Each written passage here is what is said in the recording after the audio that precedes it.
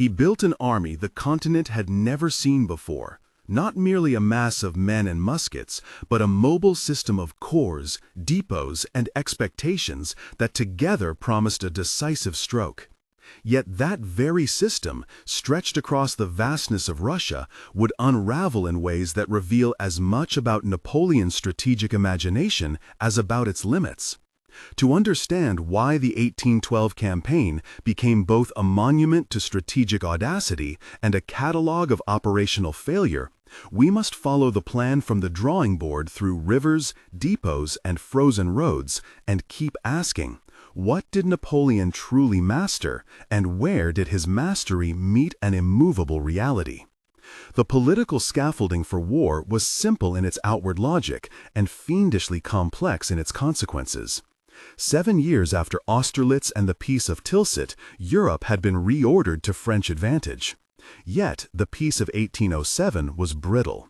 The continental system, Napoleon's economic blockade of Britain, was meant to choke British trade and force London to the negotiating table. Russia's economy, however, had ties to British markets that the blockade strained rather than broke. The creation of the Duchy of Warsaw after 1807 placed a French client state on Russia's western border. To many in St. Petersburg, it looked like a French-backed threat to Polish lands long claimed by Russia. Diplomatic frictions accumulated, mutual distrust, reactive decrees, and the slow erosion of the post-Tilsit equilibrium.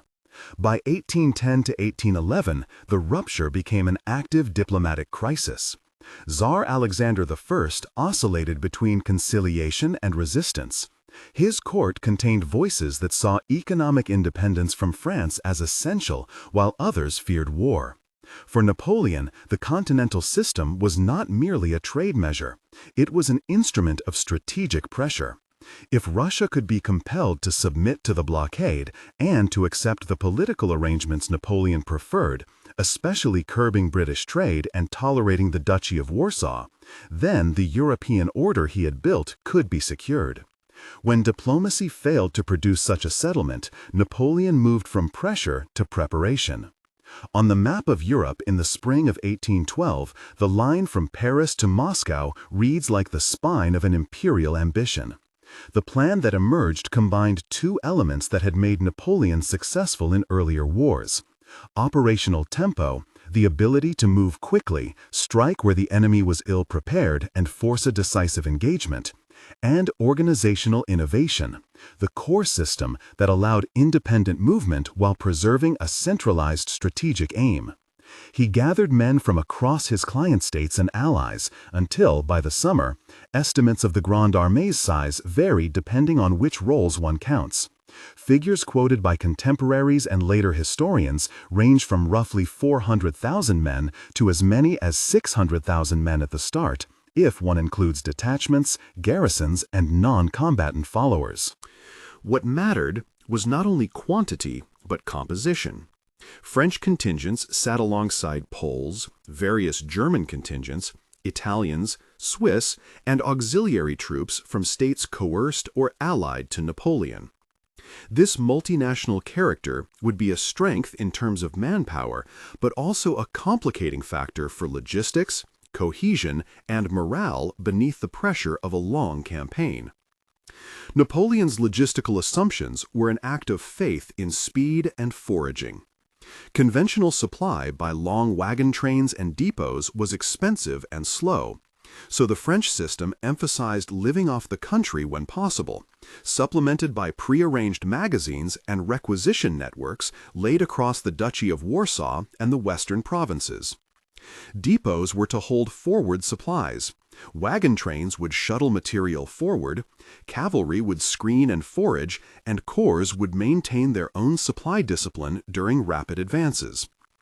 The underlying belief, drawn from campaigns in Central Europe and Italy, was that a swift advance would overwhelm the enemy's capacity to resist and reduce the need for vast magazines. Yet assumptions, no matter how well rehearsed, can collide with an opponent who refuses the decisive engagement, and with a land that eats men and animals. From the crossing of the Niemen on June 24, 1812, Baron von der Osten-Sacken's drafting of the map should have shown the French how much space lay between them and the Russian heartland. On the campaign map, the trajectories of corps radiate eastward like fingers of a compass needle. Napoleon expected that the advance would either force a Russian field confrontation on ground of his choosing or coerce the Kremlin's politics. What he did not fully account for was the Russian strategy of withdrawal, not merely a retreat of soldiers, but a deliberate transfer of political and economic resources away from the invader. The Russian commander tasked with the initial response, General Mikhail Barclay de Tolly, embraced a strategy that many at the time regarded as cautious, even cowardly: trade space for time. Barclay's army withdrew along interior lines, denying the French reliable supplies and stretching Napoleon's lines of communication. Cossacks and partisan bands, operating under leaders like Matvei Platov, turned petty harassment into a strategic weapon. They attacked foraging parties, picked off stragglers, and forced the French to commit men and horses to anti-partisan operations. That harassment seemed small in the moment, but grew cumulatively devastating. A steady erosion of cavalry strength, of the integrity of wagon trains, and of the morale of foragers tasked with finding sustenance in territories deliberately denuded of resources. Consider the logistics calculus. Horses, the sinew of Napoleonic campaigns, required vast quantities of fodder. Marches of hundreds of miles in summer heat or autumn cold left animals exhausted. Poor fodder meant high attrition. Wagon trains moved with difficulty across mud and river crossings and were slow targets for partisans. When the French relied on civilian requisition and on local supply, they discovered a political resistance engineered by Russian commanders. Depots were burned, villages were emptied, grain was moved east, livestock scattered or slaughtered.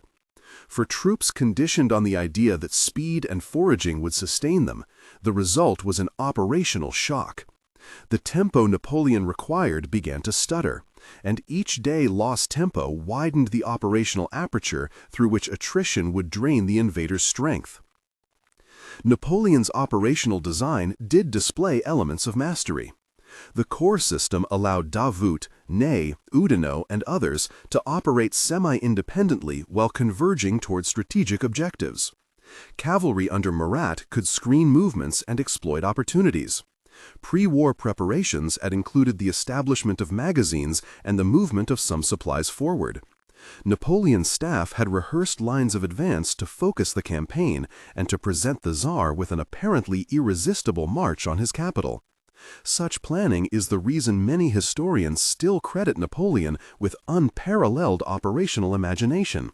He attempted a decisive strategy that constructed a single, coherent operational arc from Paris to Moscow. But brilliance in design does not immunize an army from the mismatch between assumptions and environment. The opening weeks of the campaign underscored a recurring theme. Napoleon's expectation of decisive engagement confronted a Russian willingness to exchange territory for time, and a political will that elevated endurance over immediate victory. At Vitebsk, for instance, where Napoleon hoped to force battle, General Barclay again avoided a pitched fight. The corps advanced, took the ground, and found that the Russians had slipped away. A tactical map of these marches shows the French lines converging on empty fields rather than the massed squares of an enemy committed to battle. Each such episode increased the distance between Napoleon and his objective, a failing not simply of arms, but of political leverage. There were also crucial frictions in command and administration. The Grande Armée's multinational composition presented problems of language and loyalty, and conscripts from client states were sometimes less motivated than veteran French line units. Supply convoys grew unwieldy as the campaign lengthened. Communication across days-long distances became uncertain. In peacetime, staff structures can plan for contingencies. In wartime, the friction of distance collapses intentions into improvisation. Napoleon, so used to being the operational fulcrum in Central Europe, found himself confronting an opponent who refused to be pinned into a decisive engagement. The emperor's reliance on centralized decision-making, his proclivity for rapid strategic redirection, and the physical limitations of the theater created a series of small decisions, delayed depots, a forced march here, an unauthorized requisition there, that aggregated into systemic weakness. Yet to call this campaign merely a sequence of errors would be to miss where Napoleon succeeded. The initial crossings and advances were, logistically and operationally, exemplars of coordination at scale. Corps moved in the right directions, bridges spanned rivers at calculated points, and the French managed to bring a vast force across the Niemen with order and purpose. The size and mobility of the Grande Armée forced the Russians into strategic choices. Given the weakness of contending political options in Russia, Barclay's retreat was not a tactical capitulation so much as a strategic gambit. He ceded ground to preserve an army and the political center until attrition and space could be weaponized against the invader. Many contemporaries judged Barclay harshly in the months that followed. Within the Russian command and at the Tsar's court, the specter of abandoning Moscow loomed as a nightmare. In Paris, couriers brought a narrative of momentum and impending victory. Napoleon's marshals, however, carried their own calendars and their own interpretations of the army's health. Davout, arguably the most competent corps commander present, often clashed with the tempos set by the emperor's decisions. Ney's dogged courage and Murat's flamboyant cavalry charges supplied operational force, but neither could compensate indefinitely for the attrition of horses and the thinning of supply lines. This is not to narrate private grievances or imagined exchanges.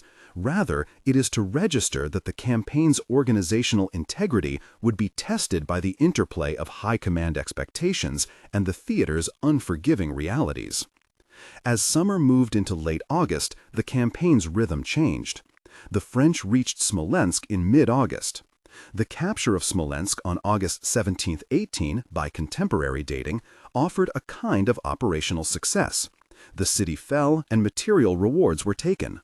But Smolensk also revealed the limits of battlefield success when strategic objectives remain unmet.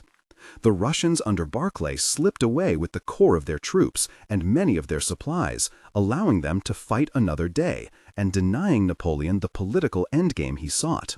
Smolensk demonstrated a common thread of the campaign: tactical victories that did not translate cleanly into strategic collapse of the enemy.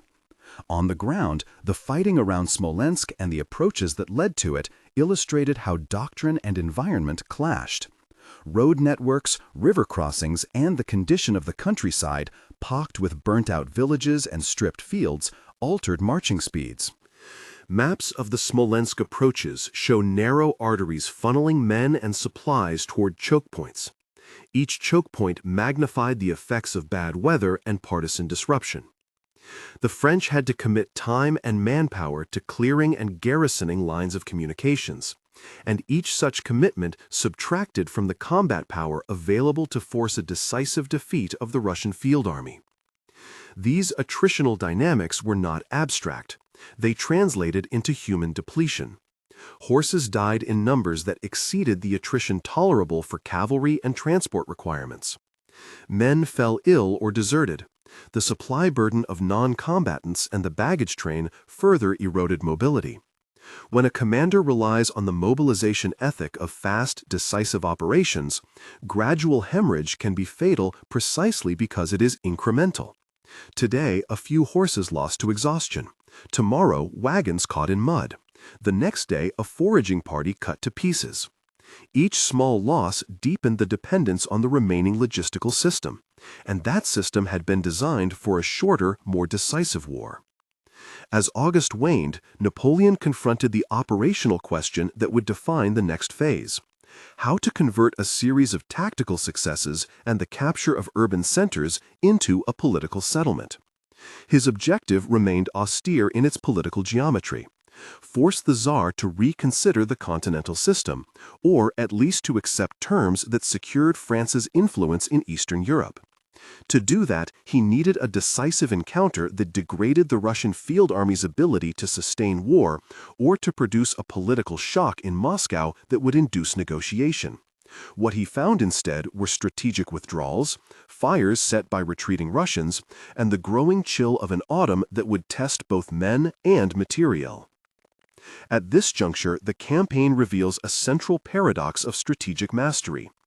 Great campaigns require both a coherent operational design and the humility to accommodate nonlinear frictions. Napoleon's planning had excelled in the first dimension. It would be tested and, in crucial respects, fail in the second. The Grande Armée's structure allowed coordinated marching, but it could not compel the environment or the political will of an opponent to conform to its timetable. This phase also magnified the problem of intelligence and political calculation. Napoleon believed, as many commanders do, that occupying the political center, Moscow, would produce a settlement, or at least an opening for negotiation. He underestimated two factors. First, the Russians' willingness, sanctioned at the highest levels, to bring the economic heartland eastward and to deprive the invader of easy prizes. Second, the political meaning of Moscow itself. To the Tsarist regime, sacrificing the city could be framed as a calculated loss in service of a larger national survival. Therefore, occupation would not necessarily equal capitulation. The emperor's campaign, designed to deliver a political result with military force, collided with a political culture ready to forego immediate material assets rather than yield on national policy.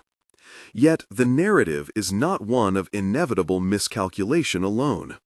Strategic choices to assemble such a force, to attempt a deep operation into Russian territory, to risk a protracted supply-dependent campaign, all reflect a reasoning shaped by prior successes and by the constraints of continental politics.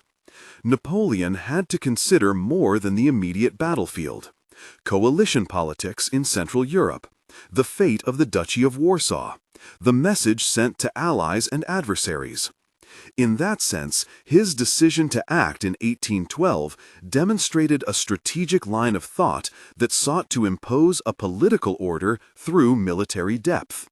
The question the campaign would answer, painfully, was whether that line of thought had given sufficient weight to the operational realities of supply, terrain, and a resilient adversary. By the time the armies pressed toward Moscow, certain signs of strain were unmistakable. The cavalry screen that had once offered operational mobility had thinned. Foraging parties operated under constant threat. The corps, while still formidable on paper, showed uneven combat effectiveness, as some contingents tired faster than others. The Russian strategy of depth, leading the French to fight across an increasingly stretched theater, had begun to transform numerical superiority into logistical vulnerability. In the weeks following Smolensk, the stage was set for the campaign's operational pivot. Where Napoleon saw a pathway to strategic resolution, his opponents made the land itself into an ally, by removing its sustenance and by refusing a decisive fight until conditions bent in their favor. The emperor's mastery of movement and concentration had brought him across rivers and through towns. What remained was to convert those gains into a political solution. Instead, every step forward deepened the supply line and raised the stakes of a decision that could no longer be reversed quickly. If the earlier phases of the campaign displayed exemplary planning, the next series of operations would test whether coordination at scale could survive in a theater that rewarded patience and endurance over the flashpoints of rapid, decisive battles. The coming weeks would reveal whether tactical bloodletting could compel a political capitulation, or whether the Russian calculus would render any French occupation of Moscow strategically hollow. In operational terms, the campaign approached its most consequential moment, a set of engagements that would be fought not just for maneuvers on a map, but for the political future of Europe. Before those engagements, however, the Grande Armée had to confront the cumulative consequences of its assumptions. Wagons, magazines, and horses had become more liabilities than assets. Corps commanders, whether Davout with his noted professionalism or Ney with his reputation for resilience, faced diminishing reserves of mobility. Communications lagged, and the political goal that had animated the invasion, forcing Russia to adhere to the continental system, became more distant in practical terms with each day that Tsar's government held firm. In short, the campaign entered a phase where Napoleon's strategic ambition had to contend squarely with logistical reality and a defender's strategic patience. A closer look at the operational picture in late August underscores how those logistics played out in detail. Roads leading toward Moscow narrowed into single tracks. Bridges over tributaries became choke points where wagons stalled and cavalry couldn't pass simultaneously with infantry columns. Local commanders reported shortages of forage. Regimental horses were being requisitioned for staff use, further degrading the fighting power of cavalry units. On a close-up of the Smolensk sector, one sees the classic Napoleonic concentration of corps along converging roads, but also the long, thin threads of baggage and supply linking back westward, an Achilles heel for any deep penetration strategy. Strategic mastery, therefore, must be judged across multiple dimensions. Napoleon had mastered the art of assembling and moving a multinational force on a continental scale. He demonstrated operational creativity in constructing an axis of advance and in preparing the administrative scaffolding for a campaign. But masterful strategy also requires sustainable logistics, reliable intelligence, and an opponent susceptible to political coercion. In this campaign, those latter prerequisites were in limited supply. As the sun of late summer tipped toward autumn, the narrative tension mounted. Would a climactic battle produce the decisive result Napoleon needed? Or would a war of attrition, facilitated by space and partisan action, grind the invader to exhaustion? The answer would hinge on decisions yet to be made.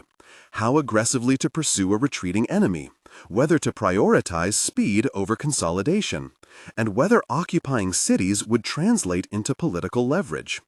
The campaign up to this point had been a study in scale and in the limits of operational assumptions. It would now move from maneuver to confrontation, and the nature of that confrontation would determine whether the Grande Armée's advance had been an exhibition of strategic genius or the first act of a catastrophic miscalculation. When the armies finally collided in the field outside Borodino, the campaign that had been a study in movement and attrition reached its most concentrated expression of violence. Borodino was not a single-pitched meeting in Napoleon's image of a decisive battle, so much as a grueling, bloody test of will and endurance.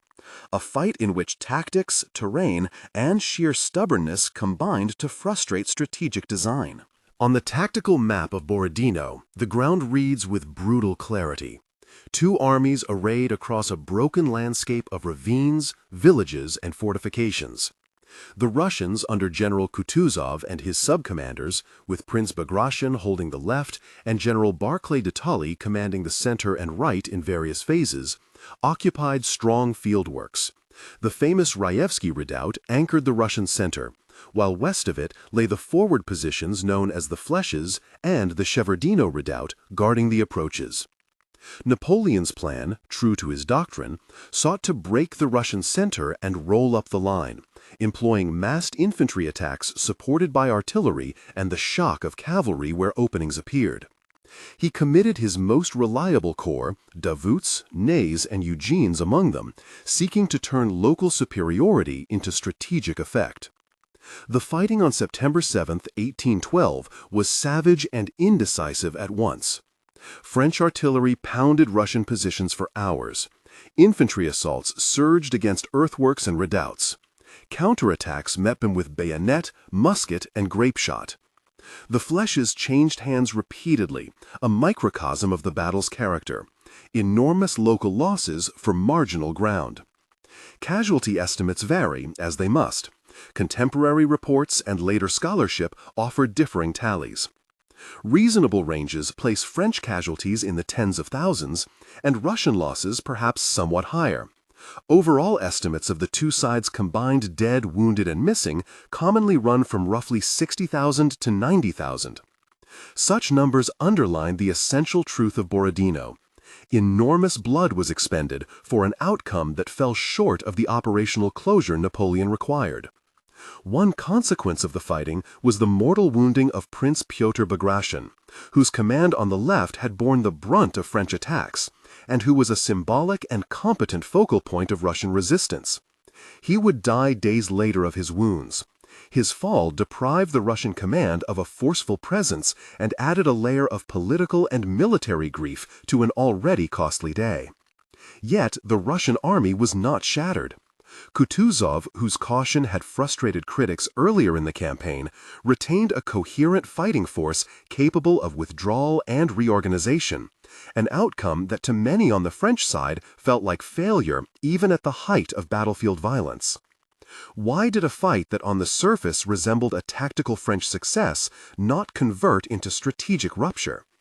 The explanation rests on a combination of factors that reflect both the limits of battlefield effects and the peculiar options of the Russian defense.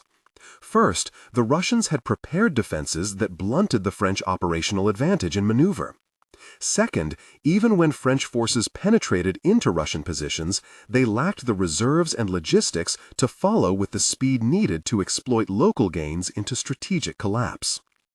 Third, the political calculus in St. Petersburg and Moscow meant that the fall of a field army, however painful, might not produce the political capitulation Napoleon sought. Borodino, then, was a tactical peak, extreme in violence, but not a strategic knockout. After Borodino, Napoleon advanced toward Moscow, a prize he believed central to the coercive logic of his campaign. He entered the abandoned city with the awareness of symbolic triumph. Moscow, the ancient capital and a repository of prestige, stood open to him. In the narrow operational sense, occupying Moscow was the kind of act that in other contexts might have forced a negotiation. In the political calculus, Napoleon presumed a capitulation that did not arrive. The story of Moscow's fate is layered and contested.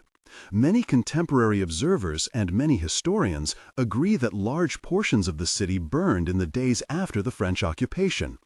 The causes and intent behind the fires involve ongoing debate. Some argue that orders from municipal authorities, perhaps guided by Governor Rostopchin or by local officials, encouraged the evacuation and destruction of supplies to deny them to the French. Others emphasize the chaotic conditions, looting, and accidental conflagrations that spread once municipal defenses and extinguishing services collapsed. Rather than adopt an absolutist claim, it is clearer to say that, whether by design or by the multiplication of opportunity in wartime, the Russians denied the invader the full material and symbolic benefits of occupying the city. In practical terms, the result was what mattered for Napoleon. The hoped-for political shock did not materialize, and the occupation yielded fewer provisions and less bargaining leverage than the emperor had anticipated. Napoleon's reaction to Moscow's condition illustrates a critical operational misread. Instead of pressing an immediate political initiative or forcing a rapid decision through movement, he lingered. Weeks passed as he expected the Tsar to sue for terms. Dispatches assumed negotiations would begin. Meanwhile, winter approached, and the logistical picture worsened. The deeper the Grande Armée pushed into Russia, the thinner its lines became and the more precarity accumulated. Horses continued to die in alarming numbers. Wagons sank into mud and later into snow. Desertion, illness, and small-scale actions by Cossacks and partisans bled the force further. Occupation did not produce diplomacy. Delay sapped operational viability. This episode crystallizes a recurring strategic theme: the difference between seizing terrain and seizing political will. Napoleon had built a campaign predicated on the assumption that the seizure of symbols of authority, capitals, palaces, economic centers, would create pressure sufficient to reorder choices at the negotiating table. That assumption relied on a political rationality that did not uniformly apply to Russia in 1812. For the Russian regime, The preservation of sovereignty and the survival of the state could be framed as not negotiable even at steep material cost. To accept the loss of economic advantage in the short term in exchange for continued political independence was a calculus that, in the end, Moscow's fall did not overturn. As the weather turned and French supplies dwindled, the emperor faced a stark choice: attempt to force a decisive engagement once more, gamble on relief through diplomatic channels, or withdraw. He chose the latter direction only when it became unavoidable. The retreat began under conditions that would rapidly amplify into catastrophe. What follows is a sequence of operational failures that, taken together, reveal where Napoleon's earlier mastery met immutable constraints. The retreat across a harsh landscape in late October and November exposed the structural weaknesses that had been accumulating for months. Roads that had been passable in summer turned to quagmires in autumn rain and to frozen traps when cold gripped the land. Supply columns moved slowly and became easy prey for harassment. The cohesion of multinational contingents frayed. Language barriers, fatigue, and divergent motivations accelerated desertion and local collapse. Command and control, already stretched across vast distances, deteriorated further. In these conditions, the classical Napoleonic strengths, rapid maneuver, concentration at decisive points, and the moral authority of a single leader, found their options severely constrained. Cossack and partisan warfare, which had been a nuisance in the campaign's early phases, now became an existential threat.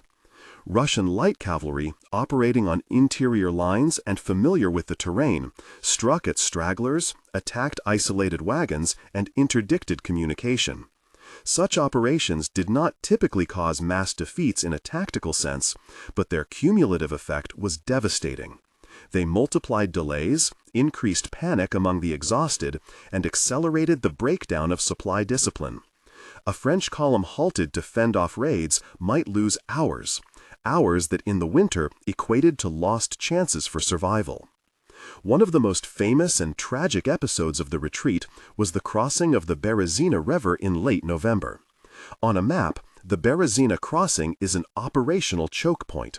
Narrow fords and limited bridging sites constrained movement under the eyes of pursuing and blocking Russian forces. The French, attempting to draw a safe line across, found themselves forced into improvisation.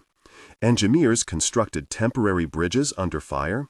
Units staggered across amid confusion, sickness, and a barrage of enemy activity. The crossing turned into a slaughter for many. Estimates of losses at Berezina vary. Conservative assessments suggest that perhaps 20,000 to 30,000 French soldiers were lost or captured during the crossing and its immediate aftermath, though some older sources presented higher figures. Whatever the precise number, the Berezina became a symbol, a river that marked the effective end of Napoleon's offensive capability in Russia and the moment when the Grande Armée ceased to exist as an organized instrument of his will. Rearguard actions during the retreat deserve focused attention because they show both leadership and desperation. Marshal Ney's conduct in those days, often singled out by contemporaries and later writers, demonstrated tenacity and a willingness to risk personal command to hold lines and cover the withdrawal. His efforts facilitated the escape of many, but they were not sufficient to stem the demographic and material hemorrhage. Discipline collapsed in pockets. Columns disintegrated into streams of men and animals seeking shelter or food. Officers lost their means of control, and winter's grip thinned the body's capacity to endure. Stories of whole units fading into the snow, of frozen limbs and abandoned standards give the campaign its moral weight. These narratives amplify quantitative losses into human terms. When historians attempt to quantify the campaign's human cost, caution is required. The Grande Armée's initial strength, as noted earlier, is estimated in broad ranges, perhaps 400,000 to 600,000 men when counting combatants, support personnel, and auxiliary followers. By the time the remnants left Russian territory, numbers had been drastically reduced. Reasoned estimates suggest that only a fraction, perhaps 100,000 to 120,000, were fit for further service, with the rest dead, ill, captured, or dispersed. Civilian casualties and the suffering endured by local populations are harder to count, but were substantial. Villages burned, livestock confiscated or slaughtered, and entire economic networks disrupted. These figures underline that the campaign's cost was not merely a military statistic, but a profound social rupture across the regions it transited. Beyond the immediate carnage, the campaign's political consequences were swift and consequential. Napoleon's aura of invincibility, which had underpinned his ability to shape coalitions and client states, was badly dented. The losses in Russia emboldened anti-French coalitions and altered the calculations of allies who had previously been coerced into compliance. By 1813, the Sixth Coalition gathered in strength, supported by powers now less fearful of French domination. In operational terms, the Grande Armée that returned from Russia was not in a condition to project the same strategic power across Europe, and that shift in balance accelerated the rollback of French hegemony. But to reduce the campaign to a parable of hubris alone would be to ignore where genuine strategic mastery existed. From the perspective of operational art, Napoleon had demonstrated capacity at an extraordinary scale, assembling multinational corps, orchestrating a synchronized advance across broad axes, and maintaining a unified strategic intent despite geographic obstacles. The corps system, which had been disciplined and vibrant during the initial advances, allowed the emperor to project force across a continental axis in a way no prior commander had managed. Pre-war logistics planning, the use of magazines, and the concept of living off the land were all elements of a system that had precedent and rationality. In multiple smaller engagements and in the initial phases of the advance, Napoleonic operational methods worked as designed. Why, then, did mastery in certain dimensions not convert into strategic success? The answer must be multi-causal, avoiding any single explanatory thread. One dimension is logistical constraint. The basic arithmetic of supply, fodder, and transport created an elasticity that the theater's distance exceeded. The farther an army advances into hostile territory without secure, short supply lines, the more fragile its operations become. Horses, the lifeblood of Napoleonic maneuver, were particularly vulnerable. Without sufficient fodder and rest, their attrition destroyed the army's mobility. A second dimension is intelligence and political misreading. Napoleon assumed that Moscow's capture would generate political shock that would force the Tsar to accept French terms.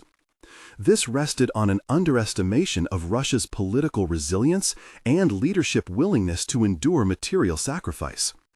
Misreading the political stakes inside an adversary's capital is a perennial strategic hazard. Occupying symbols may not equal controlling decisions. A third dimension is the character of the Russian defense.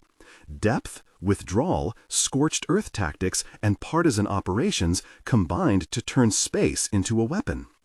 By ceding ground, Russian commanders traded terrain for time and attrition, a strategy that exploited France's logistic dependencies. That choice reflected both military calculation and national political preferences, accepting short-term destruction to preserve longer-term independence. Kutuzov's role here is often debated. Some critics at the time and since have argued that more aggressive pursuit might have annihilated the French. Others defend Kutuzov's restraint as prudent given the state of Russian forces and the need to preserve an army capable of future operations. The interpretation favored in this narrative is the latter. Kutuzov chose to preserve the fighting capacity of his command and to let the elements and space do the decisive work. That choice, measured against the campaign outcome, was strategically effective even if it raised moral and political questions within Russia about abandoning Moscow. A fourth dimension is coalition dynamics and the wider strategic context. Napoleon's decision to risk a continental-scale operation in Russia had implications across Europe. Client states and allied contingents were not uniformly reliable in the face of hardship. The campaign's multinational composition, while numerically impressive, introduced heterogeneity of commitment and capability that mattered under severe stress. In contrast, The broader European reaction to France's troubles would harden, creating diplomatic and military pressures Napoleon had not fully internalized at the campaign's inception.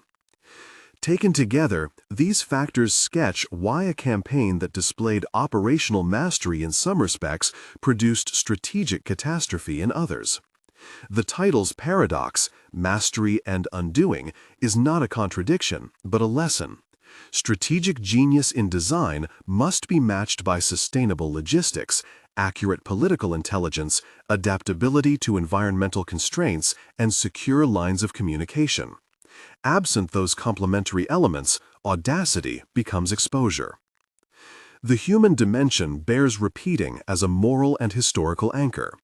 The Grande Armée's soldiers were men from many lands who marched under varied flags, motivated by duty, conscription, loyalty, or coercion. Non-combatants accompanied the columns in large numbers: sutlers, camp followers, family members. Their suffering in the campaign's collapse was profound. Civilian populations across Western Russia endured requisition, the destruction of harvests, and the violence of occupation and reprisal. A sober historical accounting must place these human costs at the center of the story, not at its periphery. Strategy is measured in outcomes and in the lives it consumes. Of the campaign's final operational moments, the crossing of the Berezina remains emblematic of collapse under pressure. On the Berezina map, the crossing points and the improvised bridging underscore a theme. Choke points amplify decisions and magnify the consequences of delay. Engineers and troops labored under adverse weather and enemy action to secure a passage. While some detachments escaped in order and discipline, others fell into panic. The crossing allowed many survivors to escape, but it could not mask the scale of the collapse. Entire units were dispersed, and vital material was lost. The river's name became shorthand in Europe for catastrophe and narrow escape. When historians and strategists extract lessons from the 1812 campaign, they often converge on several core points that are visible across the operational sequence. First, logistics are not merely technical detail, they are strategic. The arithmetic of food, fodder, and transport constrains the feasible reach of any campaign. The Grande Armée's doctrinal faith in foraging and in the economy of speed was rational in many contexts, but inadequate when faced with purposeful denial of resources and an expansive, hostile theater. Second, political objectives must be compatible with military means. Napoleon's aim to coerce Russia into economic compliance by seizing symbolic centers presupposed a political calculus on the Russian side that did not obtain. Strategy that fails to model the political thresholds and red lines of the adversary invites costly surprises. Third, environment and local resistance can be force multipliers for defense. Space, climate, and irregular operations converted what should have been a French operational superiority into a strategic liability. Campaigns that neglect the multiplier effect of local knowledge and non-conventional pressure pay a heavy price. Fourth, overreach matters. Ambition can be militarily effective to a point, but every additional mile of advance increases fragility. Strategic patience, the ability to clamp down objectives to sustainable lines of supply and to accept slower tempos when required, is a form of mastery as vital as audacity. Finally, coalition politics and unity of effort are decisive. Napoleon's reliance on allied contingents without guaranteed cohesion under stress introduced weakness. An operational system of such scale requires not only numbers, but also a shared discipline and mutual reinforcement. How then to answer the question the title poses: what strategic mastery was revealed by the invasion, and where did that mastery fail? The evidence lies in balance. Napoleon mastered the art of assembling, organizing, and initially maneuvering a multinational force across an unprecedented axis. His operational concepts, corps autonomy, concentrated thrusts, and rapid decision-making were demonstrated at scale. Yet mastery proved incomplete. It faltered where supply, political insight, and environmental adaptation were decisive. The campaign's failure was not a single error, but a composite. An ambitious strategic design that collided with a political culture unwilling to capitulate, with a defender employing space and time as weapons, and with the inexorable arithmetic of supply and winter. The longer-term consequences of 1812 confirmed that strategic outcomes ripple beyond a single year. Napoleon's power projection across Europe weakened. Coalition forces reorganized and advanced against a France that no longer commanded the same aura of invulnerability. The campaign accelerated the strategic realignment that would culminate in battles and political settlements across 1813 and 1814. For Russia, the campaign was formative. It produced trauma and national mobilization, but also a sense of political resilience that would shape its role in European affairs. If there is a final moral to be drawn, it is a caution about the limits of control. Military mastery requires not only the capacity to design bold operations, but also the humility to anticipate complex, non-linear friction, to respect the constraints of logistics and climate, and to read the political calculus of opponents with nuance.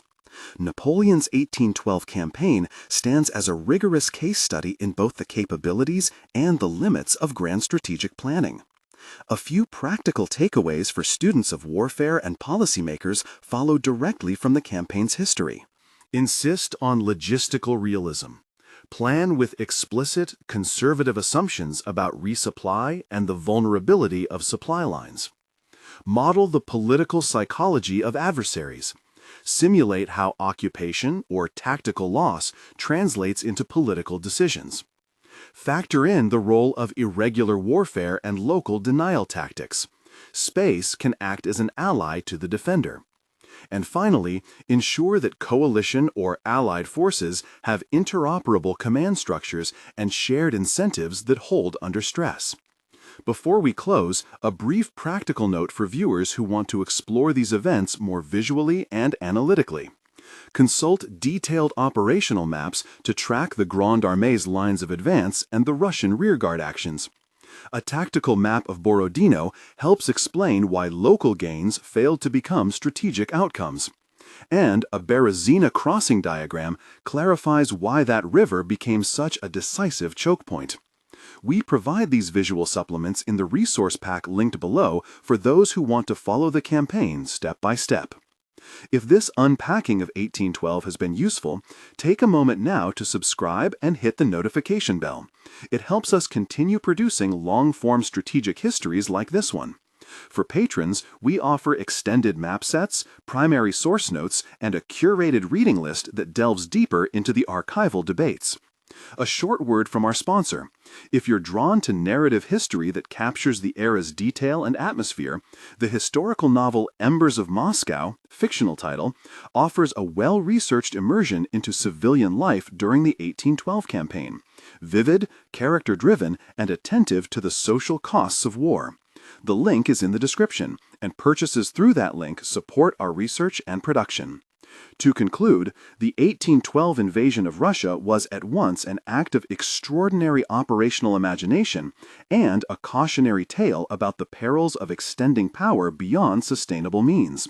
Napoleon's capacity to organize, concentrate, and move a continental force was unmatched. His failure lay less in battlefield technology than in an underestimation of logistics, environment, and political will. He met a defender who weaponized space, chose hardship over concession, and entrusted endurance to weather and mobilization. The campaign's ruin was therefore not simply the result of a single blunder, but of a collision between strategic ambition and immutable realities. History often measures greatness by results. Yet to understand campaigns like 1812, we must measure not only intentions and audacity, but also the mosaic of constraints, material, political, and environmental that shape outcomes. In that forensic balance, the invasion of Russia reveals lessons that remain urgent. Power must be applied with an awareness of its limits, and strategic mastery is as much about sustaining operations under stress as it is about conceiving grand designs. The human toll of the campaign is the final testament. Hundreds of thousands of lives altered or ended, communities shattered, and a continent's political order remade. That is the price of strategy when ambition outruns prudence. If you want the annotated maps, source notes, and a curated reading list to explore these arguments further, consider supporting us on Patreon or download the companion pack linked below. Thank you for watching, and join us next time as we unpack the campaign's aftermath and the 1813 campaigns that followed, when Europe would move to take advantage of the opening created by 1812.